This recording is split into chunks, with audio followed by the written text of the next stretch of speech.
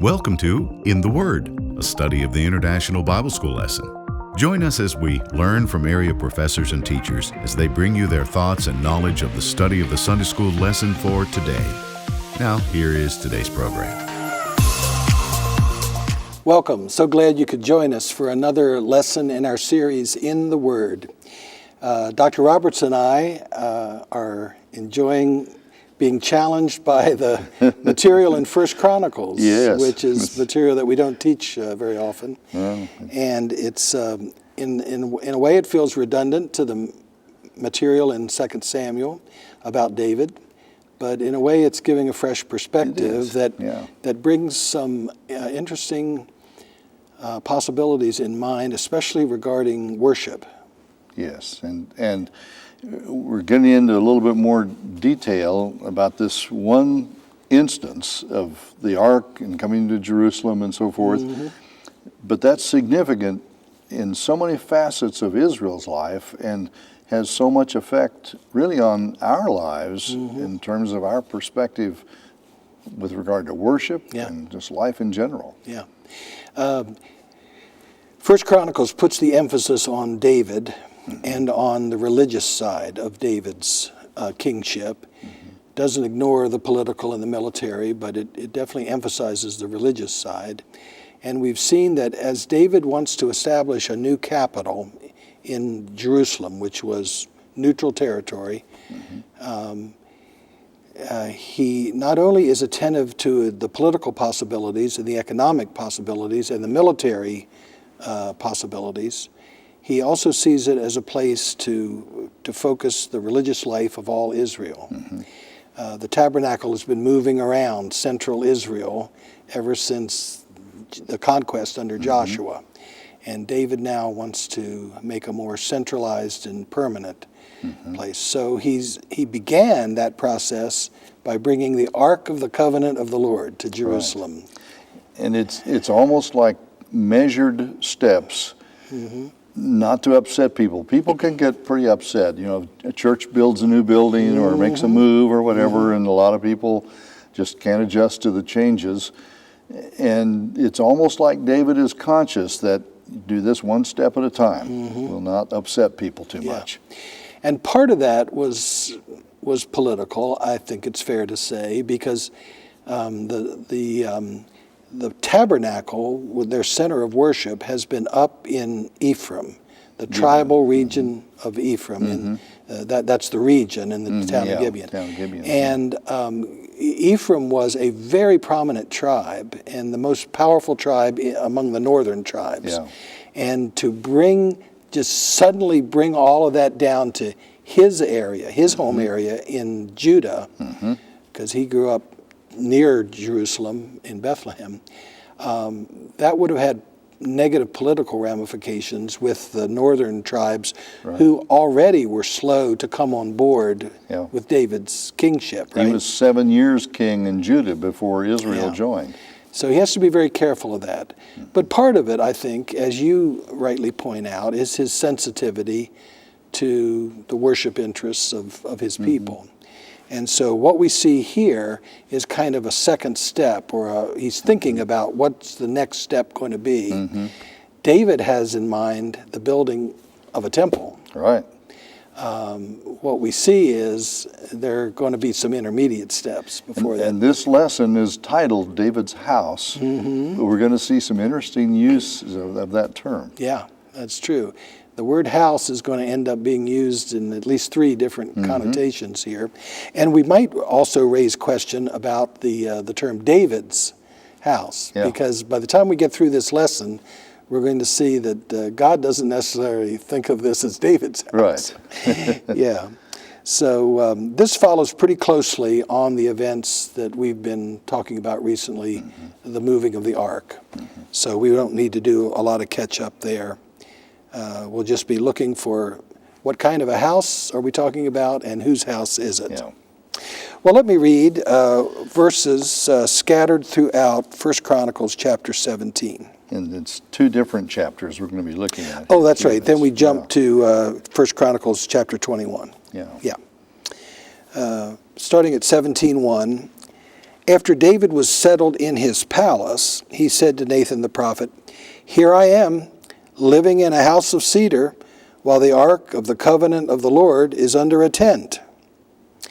But that night the word of the Lord came to Nathan, saying, "Go and tell my servant David, this is what the Lord says, you are not the one to build me a house to dwell in. When your days are over and you go to be with your ancestors, I will raise up your offspring to succeed you, one of your own sons, and I will establish his kingdom. He is the one who will build a house for me, and I will establish his throne forever. I will be his father, and he will be my son. I will never take my love away from him, as I took it away from your predecessor. I will set him over my house and my kingdom forever. His throne will be established forever." Now, chapter 21. Then the angel of the Lord ordered Gad to tell David to go up and build an altar to the Lord on the threshing floor of Araunah the Jebusite. Then David approached, and when Araunah looked and saw him, he left the threshing floor and bowed down before David with his face to the ground. David said to him, "Let me have the site of your threshing floor, so I can build an altar to the Lord, that the plague on the people may be stopped.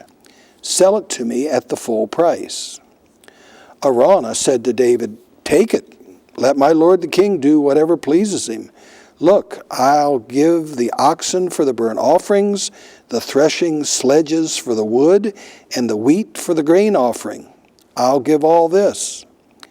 But David replied to Araunah, "No, I insist on paying the full price.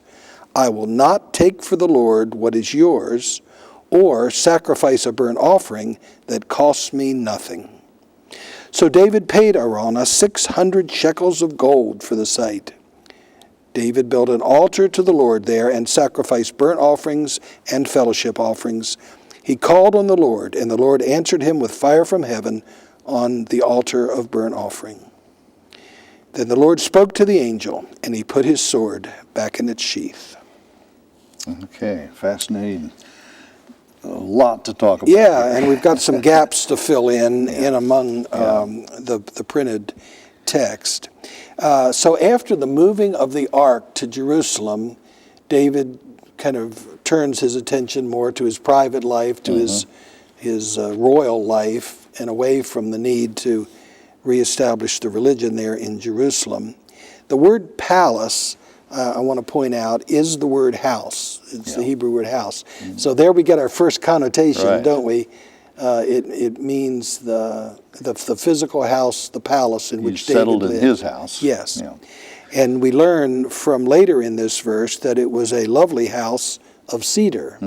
Yeah, what's with the cedar? Cedar from Lebanon, King Hiram, and he and David worked out an alliance, and he provided the cedar for building both David's palace and eventually the raw materials for the building of the temple. David tried to prepare all that for Solomon to do later. Yeah, and cedar, of course, is a lovely choice for building. It's aromatic and pleasant in that way. Very durable against the weather. It resists insect infestation, and so it's a wonderful thing. And back in those days, the mountains of Lebanon were just covered with cedar trees. They aren't anymore because the whole ancient world came in and denuded the place. They've found Lebanese cedar wood as far away as Egypt. They floated it down the Mediterranean for that. I got to visit Lebanon once, and I told the guide that I wanted to see the cedars of Lebanon, and he said, "Okay, well, we'll do that." So we were driving into the interior of the country, and he told the bus driver to pull over at the next little parking area, and we got out, and he said, "There it is." And I was waiting for a forested hillside or something like that. There was one cedar tree with a chain link fence around it. And I said, "Those are the cedars of Lebanon?" And he said, "Yeah, that's the cedar of Lebanon." So I doubt if it was the only one in the whole country, but there aren't many left, is the point. So but David had a nice house, but then it strikes him the Ark of the Covenant's in that little tent I put up. Yeah, it's just the word for curtain. It's like it's under a shroud or something like that. And so he has the idea of wanting to build a house for the Lord. Yeah. What we would call a temple. And the prophet Nathan immediately says, whatever you have in mind, I'm sure God's for it. Go ahead and do it. Yeah, verse 2 is not in our printed text, but it's very important that our viewers maybe take a peek at that. Nathan, who is a really good, wonderful prophet for David, and his best advisor after after Samuel's gone, says, well, great, you've got this good idea. The Lord is with you. I'm sure it's a good idea. As it turns out, it wasn't a good idea. Right. And Nathan kind of jumped the gun along with David here. He gets the word from God in the night. No, tell David that's not right. Right. Lest our viewers think that that Nathan was just one of those prophets who tells the king whatever he wants to hear. No. Well, to the contrary, he's the one who has to deliver some. He's the one in 2 Samuel who confronted David about Bathsheba. Yeah. So it's not that Nathan is afraid to tell David the truth. It's just that I guess Nathan wasn't clear on this either until a word from the Lord clarified it. And that's what verse 3 is about. An insight that he gained into God's will. And so he goes and delivers this message. That word servant is being used of David yet again here, which is a lovely way to describe the king and indicates his piety and seeking God's will. And the verses we don't have, Nathan goes on to say more of what God said, that I've not needed a solid building. I've been in the tabernacle. It's been adequate up to this point and moved all around and so forth. I've never told anybody I wanted a house built. Never asked for one. Never asked for this. And then he goes on to say, but I'm going to build you a house. Yeah. So God, it's not just that God doesn't want David to be the one who builds the house. God has a priority. And there's something prior in God's mind to David building a physical temple for him, and that is God establishing a royal dynasty for David. So the word house there is not referring to a building, but a dynasty. Right. So we've already had the word house used 3 different ways. First, in verse 1, it was used for David's palace, his royal palace. Then in verse 3, you are not the one to build me a house to dwell in. Second connotation, a temple. And then third, it means a dynasty of David's descendants. So those verses 5 through 10 are really very important, and folks might want to take a peek at those, even though they're not in our printed text. Yeah. Well, starting in verse 11, God reveals through Nathan more about this dynasty and this successor that's going to come. Saul, the first king, his successor, his son, did not succeed to the throne. David was appointed. So David may wonder, am I one and done, or am I the beginning of a dynasty? And so God here says one of your sons will succeed you. Yeah. Now I wonder why, your viewers may wonder, why doesn't it just say your son Solomon will succeed you? At this time, he had a number of other sons who were older than Solomon, and it would have been presumed one of them would be the heir. Yeah. But and Solomon isn't really in the picture at this point, right? Yeah. He has a number of older sons that are, well, we know them, Adonijah, Amnon, and most famous Absalom, who would have been thought to be the ones to succeed. But whoever succeeds David on the throne, whichever son it is, and that isn't specified, God assures him that he will be the beginning of a dynasty, an everlasting dynasty. This word forever pops up here several times in these verses. And you've got to remember, Chronicles was written after the fall of Jerusalem and the termination of the monarchy, and people have been carried off, and there was no king. Right. But this promise is emphasized that that'll be a king forever. Yeah. When they came back from Babylonian captivity, they're led by Zerubbabel, who's a descendant of the royal family, but who was never declared king. Right. And so when some people read these verses and this word forever, their mind jumps to Jesus, the Messiah, who is also the son of David, that is the descendant of David. I doubt if the author of Chronicles had any such notion that the Messiah was the fulfillment of Probably this. not, yeah. But looking back through history, We can see it that Christians way. Yeah. see that and tend to interpret it that way as well. It's interesting that verse 11 says his kingdom. That's the kingdom of David's son. And then verse 12 says his throne. And then later in verse 14, at the end of 14, his throne. But at the beginning of verse 14, there's a shift in the pronoun, isn't there? What's going on there? The word of God to Nathan is that I will set that son of David over my house and my kingdom forever. Yeah, which is the reason why at the beginning of our conversation today, we raised some question about the title of our lesson, David's house. God makes it very clear that the temple would be his house, and that the kingdom would be the dynasty, his. The dynasty ultimately is would be his as well. Yeah. So that shift to my is really fascinating there. We learn a little more about God's relationship with the dynasty that David fathered by verse 12.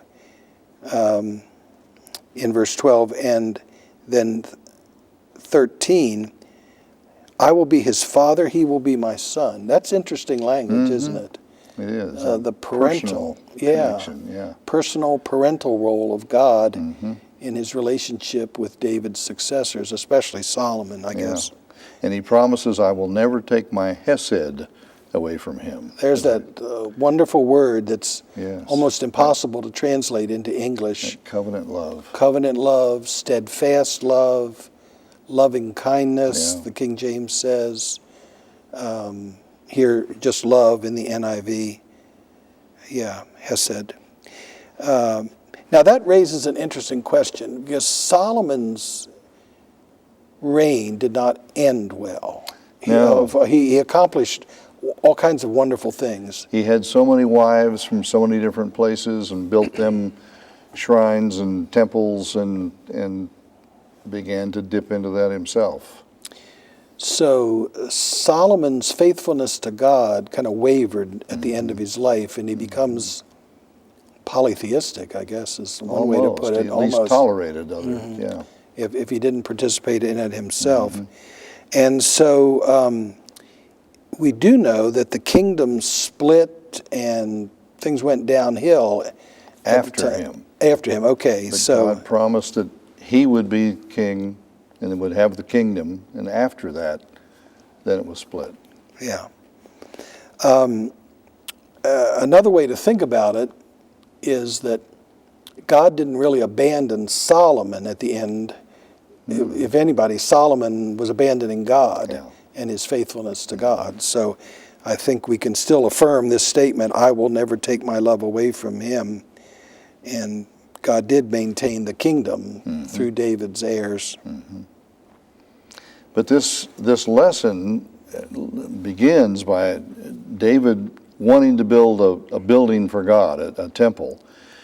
And the shift from chapter 17 to 21 continues to look at a possibility of that. But now we're talking about the location. Yeah. But there's a lot that intervened between them. That is true, yeah. And we're not only talking about the location. David is prepared now to take more measured steps.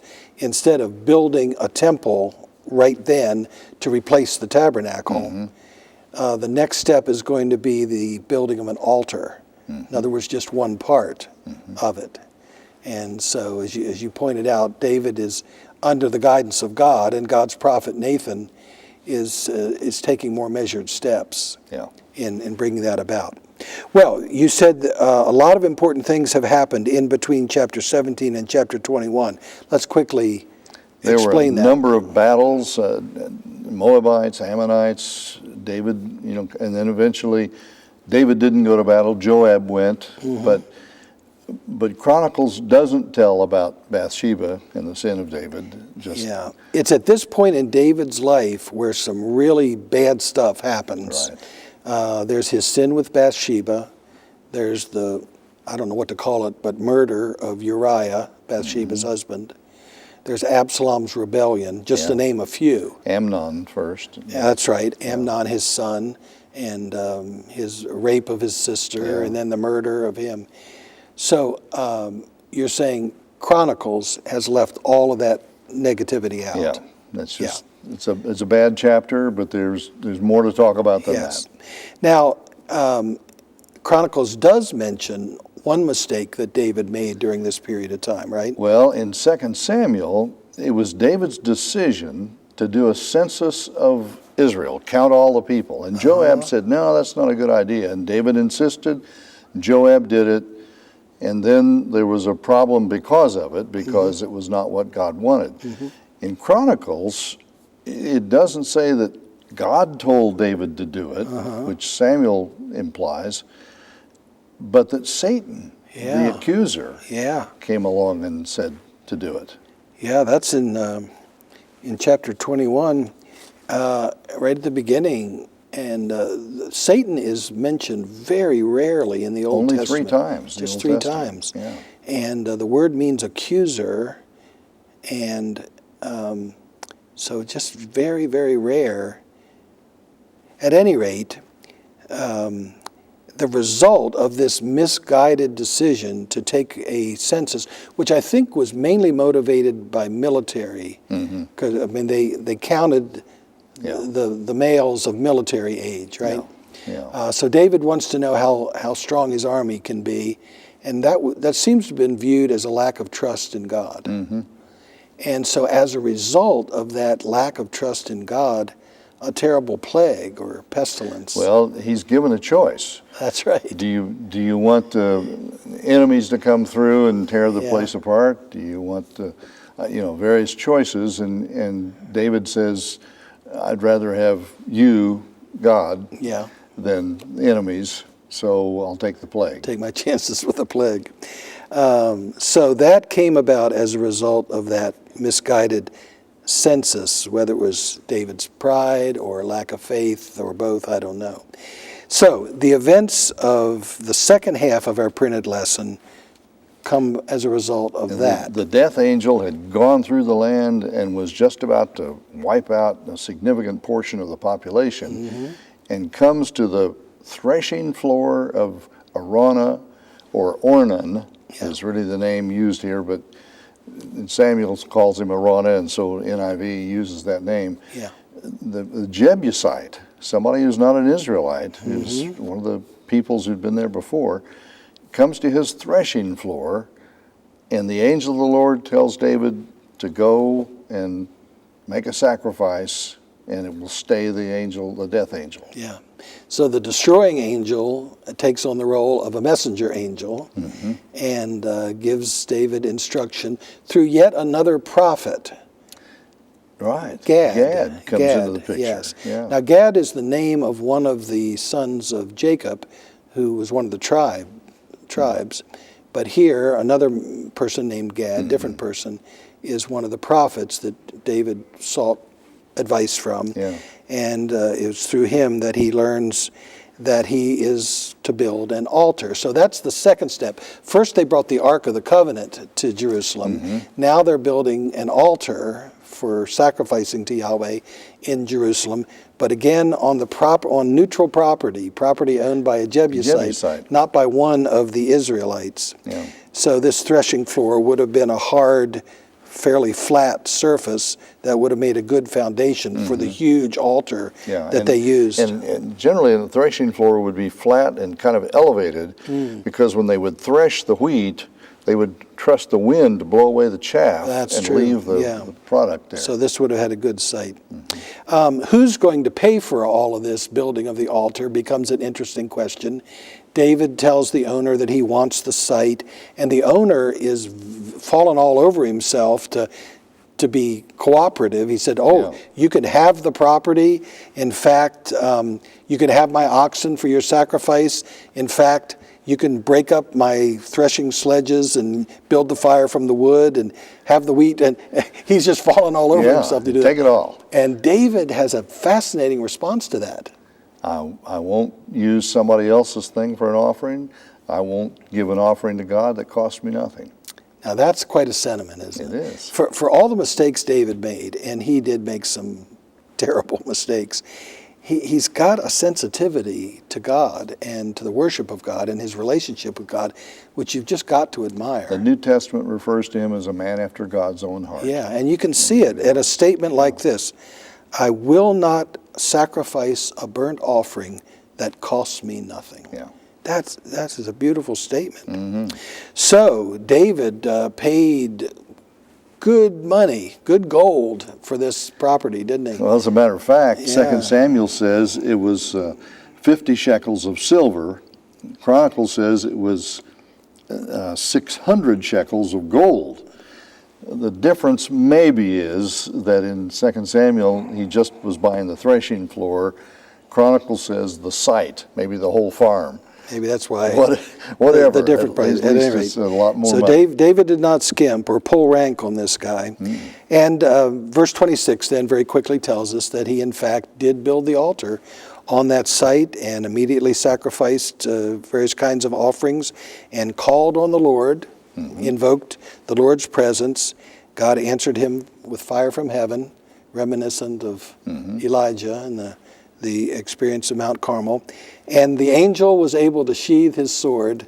Turned away. No more pestilence, no more destruction, because of David's obedience. But then the very end of the chapter indicates that there was still a tabernacle at Gibeon, that David did not move it. He would leave somebody at this altar, and there were still priests at the other altar at the tabernacle.